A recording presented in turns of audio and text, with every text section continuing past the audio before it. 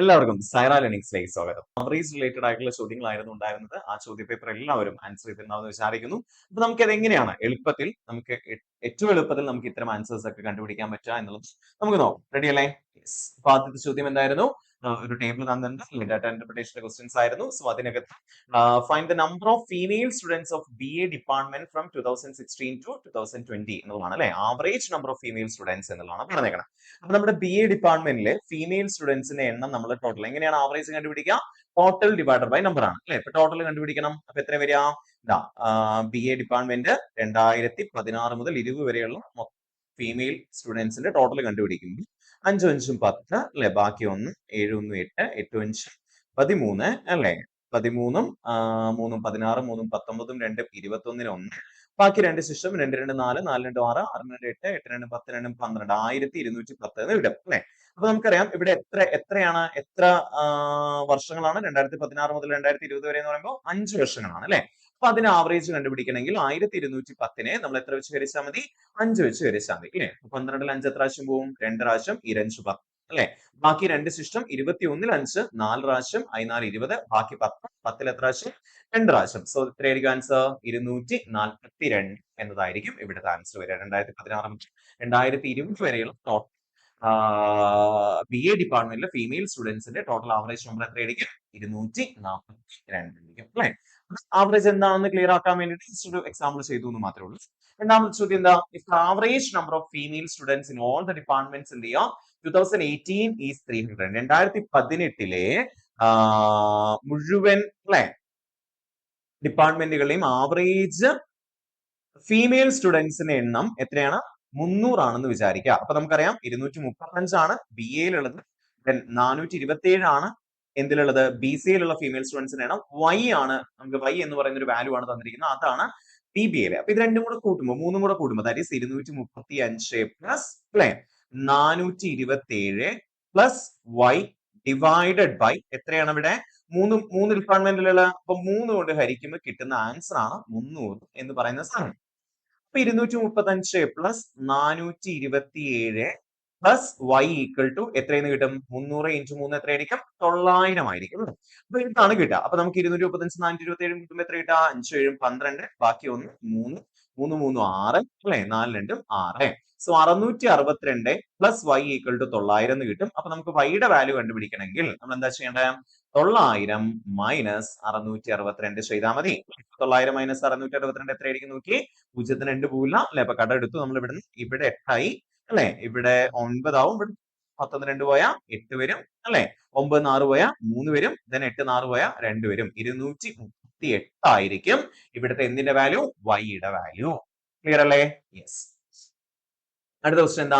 Find the value of X if the average male students in BCA through the years is 536. അപ്പൊ നമ്മൾ X ന്റെ value കണ്ടുപിടിക്കണം. എവിടെയാണ്? BCA-യിൽ മൊത്തം വർഷങ്ങളിലെല്ലാം കൂടെ വരുമ്പോൾ അതിന്റെ ആവറേജ് എത്രയാണ്? 536 ആണെന്നാ പറഞ്ഞിരിക്കുന്നത് അല്ലെ. അപ്പൊ നമ്മൾ ചെയ്യേണ്ട പരിപാടി എന്താ? നമ്മുടെ BCA ഡിപ്പാർട്ട്മെന്റിലെ മെയിൽ സ്റ്റുഡൻസിന് എല്ലാം കൂടെ കൂട്ടുമ്പോൾ നമുക്കറിയാം ഈ X അവിടെ നിൽക്കട്ടെ. 5 5 10 8 18 ബാക്കി ഒന്ന് ശിഷ്ടം 3 1 4 4 3 7 7 2 9 2 11 ബാക്കി ഒന്ന് ശിഷ്ടം 5 1 6 6 5 11 11 5 16 5 21 18 പ്ലസ് X എന്ന് വരും.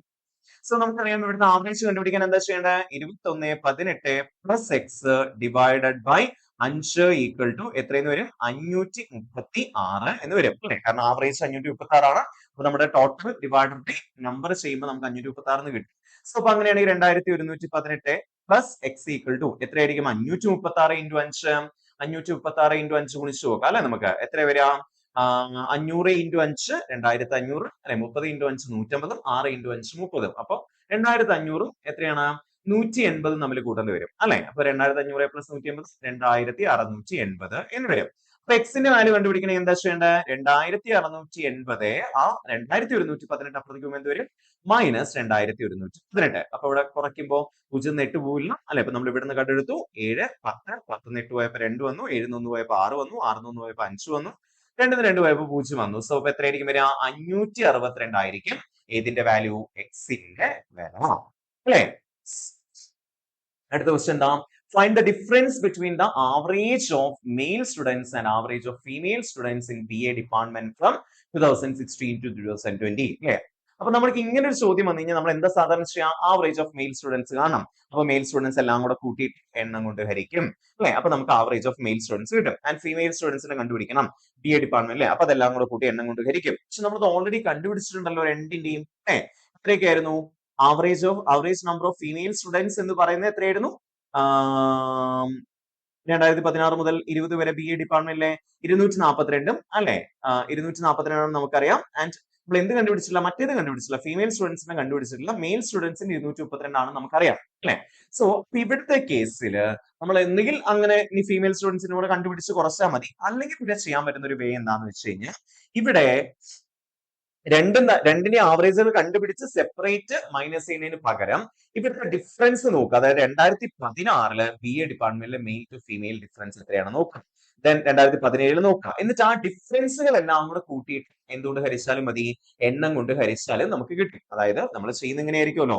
മെയിൽ സ്റ്റുഡൻസ് ഞാൻ ജസ്റ്റ് ഒരു എക്സാമ്പിൾ കാണിച്ചു തരാം. ഇപ്പോ മെയിൽ സ്റ്റുഡൻസിന്റെ ആവറേജ് കാണാൻ male students divided by average എന്ന് പറയുന്നത് ഇപ്പോ 5 അല്ലേ? 5 കൊണ്ട് ഹരിച്ച് മൈനസ് ഫീമെയിൽ സ്റ്റുഡൻസിന്റെ ടോട്ടൽ കണ്ടുപിടിച്ച് അവരെ 5 കൊണ്ട് ഹരിച്ചിട്ട് ഇതിന് മൈനസ് ചെയ്യാനുള്ള ചെയ്യാം.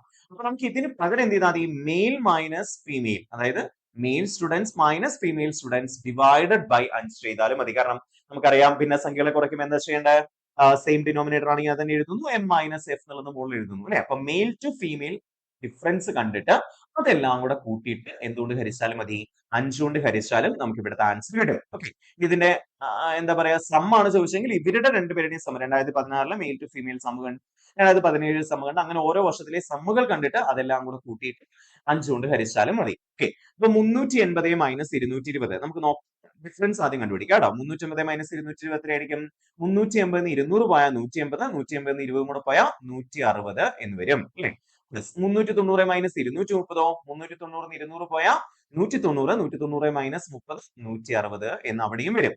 395 മൈനസ് 235, 395 200 പോയാൽ 195, 195 35 പോയാൽ വീണ്ടും 160 അല്ലെ? 405 മൈനസ് 250, 405 200 പോയാൽ എത്ര വരിക? 205 വരും. അതിന് ഒരു 50 കൂടെ പോയി കഴിഞ്ഞാൽ 205 50 പോയി കഴിഞ്ഞാൽ എത്രയാണ്? 155 എന്ന് വരും അല്ലെ? 155 ആണ് അവിടുത്തെ ഡിഫറൻസ്. പിന്നെ 415 275 മൈനസ് ചെയ്യുമ്പോഴോ 415 മൈനസ് 200 എത്ര വരിക? 215. പിന്നെ ഒരു 15 75 പോകണം, പക്ഷെ അതിലൊരു 15 പോയാൽ എത്ര വരും? 200 വരും. പിന്നെ ബാക്കി 75 15 പോയി, ബാക്കി എത്രയുള്ള 60 പോകണം അല്ലെ? അപ്പൊ എത്ര വരിക? 140 എന്നും വരും. 415 മൈനസ് 275 140 അല്ലേ? യെസ്, 140 എന്ന് വരും. എല്ലാം കൂടെ കൂട്ടും. അപ്പൊ ഡിഫറൻസ് കണ്ട് അത് കൂട്ടാം. അപ്പൊ എത്ര വരിക? 5 അല്ലെ? 5 എന്ന് കിട്ടി. പിന്നെ 5 4 9 6 15 6 21 6 27 എന്ന് കിട്ടി. ബാക്കി 2 ശിഷ്ടം 2 2 4 2 6 1 7 എന്ന് കിട്ടി. 775 എന്നായിരിക്കും അവിടുത്തെ ഡിഫറൻസ്. 775 5 ചെയ്യാം. അപ്പൊ നമുക്കറിയാം 5 7 5 2 പ്രാവശ്യം അല്ല ഒരു പ്രാവശ്യം ഓറഞ്ച് 5, ബാക്കി 27 5 പ്രാവശ്യം, ബാക്കി വീണ്ടും 2 ശിഷ്ടം 25 5 പ്രാവശ്യം. അപ്പൊ എത്രയായിരിക്കും ആൻസർ? 155 ആയിരിക്കും ആൻസർ. ഓക്കെ അല്ലേ? അടുത്ത ക്വസ്റ്റ്യൻ എന്താ പറഞ്ഞിരിക്കുന്നത്? If the ratio between the number of female students in BCA department in the year 2016 അല്ലെ 2016 and the number of female students in BBA department in the year 2018. നമ്മുടെ BCA 2016 female സ്റ്റുഡൻസും നമ്മുടെ 2018 BBA female സ്റ്റുഡൻസും തമ്മിലുള്ള ratio 45:8 ആണ്. അപ്പൊ BCA നമുക്ക് നോക്കുമ്പോൾ BCA female students in 2016 BCA എത്രയാണ്? 405 ആണ് അല്ലെ? ഇപ്പൊ 405 ബൈ പിന്നെയോ BBA 2018 BBA 2018 BBA ഫീമെയിൽ സ്റ്റുഡൻസിന് എത്രയാ? Y ആണ് അല്ലെ? അപ്പൊ അത് രണ്ടും കൂടെ റേഷ്യോ കണ്ടപ്പോ നമുക്ക് കിട്ടിയ എത്രയാണ്? 45:8 എന്നാണ്. അപ്പൊ നമുക്കറിയാം എങ്ങനെയാണ് അതിനെ Y കണ്ടുപിടിക്കാം. Y ഇങ്ങോട്ട് പോയി കഴിഞ്ഞാൽ അപ്പൊ എന്ത് വരും? 405 45/8 ഇങ്ങോട്ട് വരുമ്പോൾ 8/45 എന്ന് കിട്ടും, ഈക്വൽ ടു Y എന്ന് കിട്ടും അല്ലെ? അപ്പൊ നമുക്ക് ചെയ്ത് നോക്കാം. നമുക്കറിയാം 405 അല്ലെ? ഞാനത് ഇപ്പുറത്തേക്ക് എഴുതാണ്. 405 ഇൻറ്റു 8/45 ആണ് ഏതിന്റെ വാല്യൂ? Y-യുടെ വാല്യൂ. അപ്പൊ നമുക്കറിയാം 45ഉം 405ഉം എന്തിൽ പോവും? 9ൽ പോവും അല്ലെ? സംഖ്യകളിലെ അക്കങ്ങൾ തമ്മിൽ കൂട്ടി നോക്കുമ്പോൾ കിട്ടുന്ന സംഖ്യ 9 9ന്റെ മൾട്ടിപ്പിൾ ആണെങ്കിൽ ആ സംഖ്യയിൽ 9 പോവും അല്ലെ? 45ൽ 9 എത്ര പ്രാവശ്യം പോവും? 5 പ്രാവശ്യം. ആൻഡ് 405ൽ 9 എത്ര പ്രാവശ്യം പോവും? 40ൽ 5 40 9 9 4 36 അല്ലെ? ബാക്കി 45 45 5 പ്രാവശ്യം. അപ്പൊ 45 നേടി. പിന്നെ നമുക്ക് പറയാം 45 5 പോയില്ലേ, എത്ര പ്രാവശ്യം? 9 പ്രാവശ്യം. അങ്ങനെ 9 into 8 72 എന്ന് കിട്ടി. അപ്പൊ y-യുടെ വാല്യൂ എത്രയാണ്? 72 ആണ്. പക്ഷെ ചോദ്യം എന്താ? Find the average number of female students in BCA department എന്നുള്ളതാണ്. അപ്പൊ നമുക്ക് ഇതെല്ലാം കൂടെ കൂടണം അല്ലെ? അപ്പൊ എത്ര വരിക? 7 1 8, 8 2 10, 10 5 15, 5, ബാക്കി ഒന്ന് ശേഷം 9 10, 19, 19 7 26, 26 8 34 42, 425 എന്ന് കിട്ടും ടോട്ടൽ. സോ ആ 425നെ നമ്മൾ എത്ര വെച്ച് ഹരിക്കണം? 5 വെച്ച് ഹരിക്കണം അല്ലെ? അപ്പൊ എത്ര വരിക? 42 5 പ്രാവശ്യം 8 40 അല്ലെ? ബാക്കി 25 5 പ്രാവശ്യം. So the answer is 85. Clear ആണോ? അടുത്ത ചോദ്യം എന്താ? The average weight of 15 students in a class increases by 1.5 kilogram when one of the students weighing 40 kilogram is replaced by a new student. What is the weight of the new student എന്നുള്ളതാണ് ചോദ്യം അല്ലെ? അപ്പൊ ഇങ്ങനെ നമ്മൾ weight of the new student ഒക്കെ ചോദിക്കുന്ന സമയത്ത് നമ്മൾ ചെയ്യേണ്ട കേസ് എന്താണെന്ന് വെച്ച് കഴിഞ്ഞാൽ, ഇവിടെ 15 കുട്ടികളാണുള്ളത് അല്ലെ? ആ 15 കുട്ടികളുടെ വെയിറ്റ് എത്ര കൂടി എന്ന് പറഞ്ഞാൽ 1.5 കിലോഗ്രാം വെച്ച് കൂടി, ഒരാൾ പോയി മറ്റൊരാൾ വന്നപ്പോഴേക്കും അല്ലെ?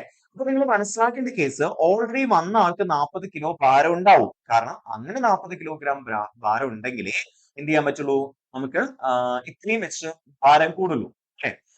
അപ്പൊ 40 കിലോഗ്രാം ആൾക്ക് ഓൾറെഡി ഭാരമുണ്ട്, പ്ലസ് കൂടുതൽ ആവറേജ് ഭാരം എന്താ ചെയ്ത് കൂടുക ചെയ്ത്. അപ്പൊ ഇയാൾ എക്സ്ട്രാ വന്നത് കൊണ്ടാണ് ബാക്കി എല്ലാവരുടെയും ഭാരം എത്ര വെച്ച് കൂടിയത്? 1.5 കിലോഗ്രാം വെച്ച് കൂടിയത് അല്ലെ? അപ്പോ അതിന്റെ അർത്ഥം ഓരോരുത്തരുടെയും ഭാരം 1.5 കിലോഗ്രാം വെച്ച് കൂടണമെങ്കിൽ 15 into 1.5 ടോട്ടൽ എത്ര കിലോഗ്രാം ആയിരിക്കും അവിടെ നെറ്റ് കൂടി ഉണ്ടാവുക?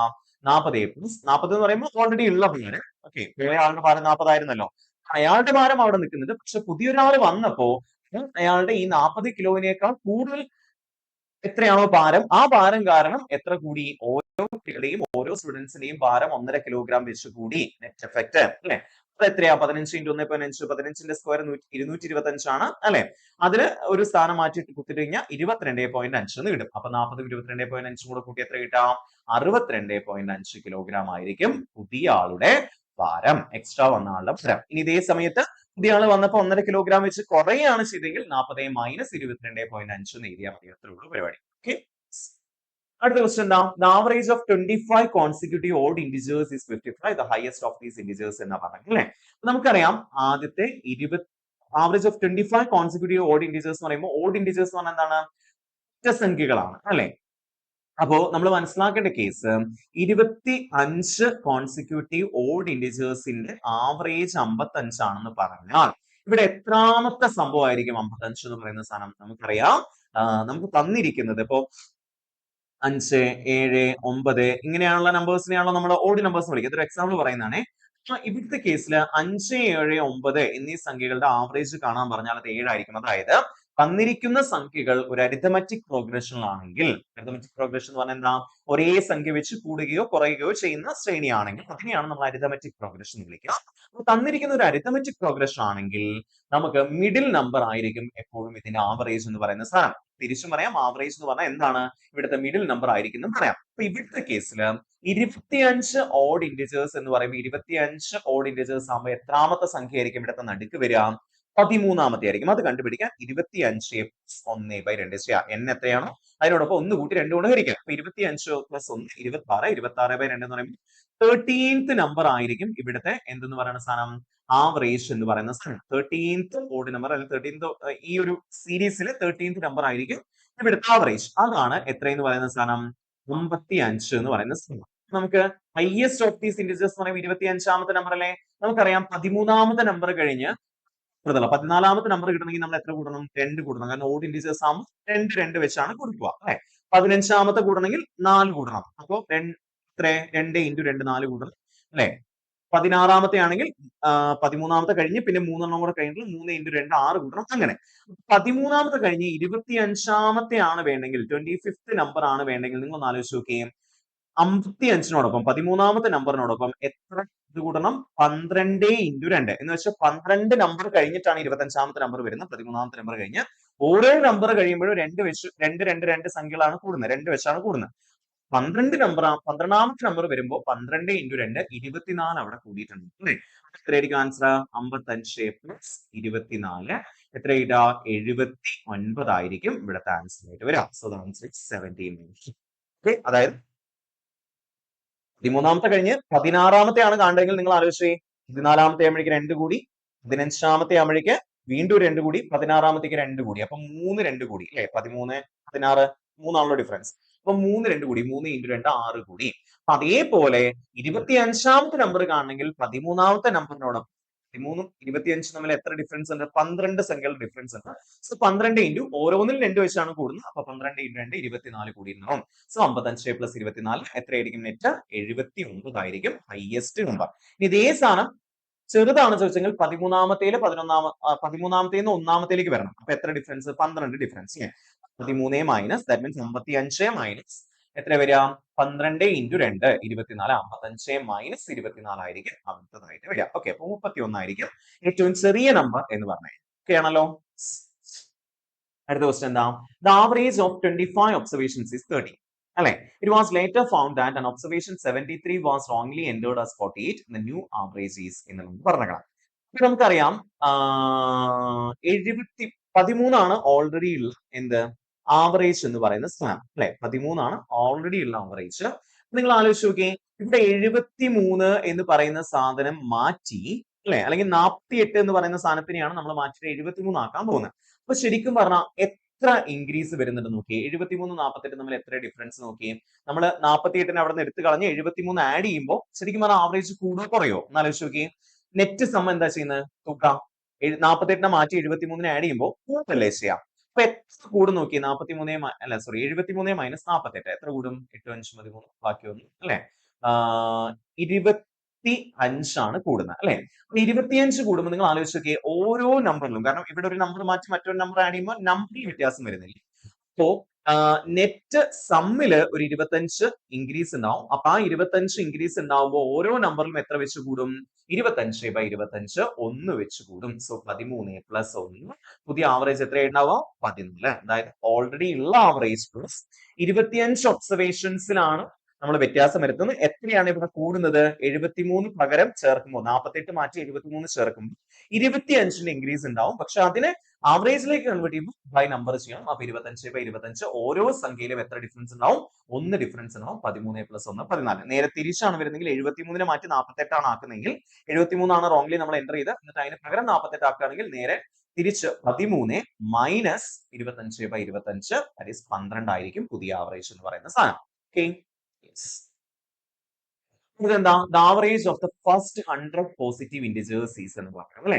സോ പോസിറ്റീവ് ഇന്റിജേഴ്സ് എന്ന് പറഞ്ഞാൽ എന്താ അർത്ഥം? 1 2 3 4 ഇങ്ങനെ പോകുന്ന നമ്പേഴ്സ് ആണ്. ഫസ്റ്റ് എന്ന് പറയുമ്പോൾ 1 2 3 4 ഇങ്ങനെയാണ് പോകുന്നത്.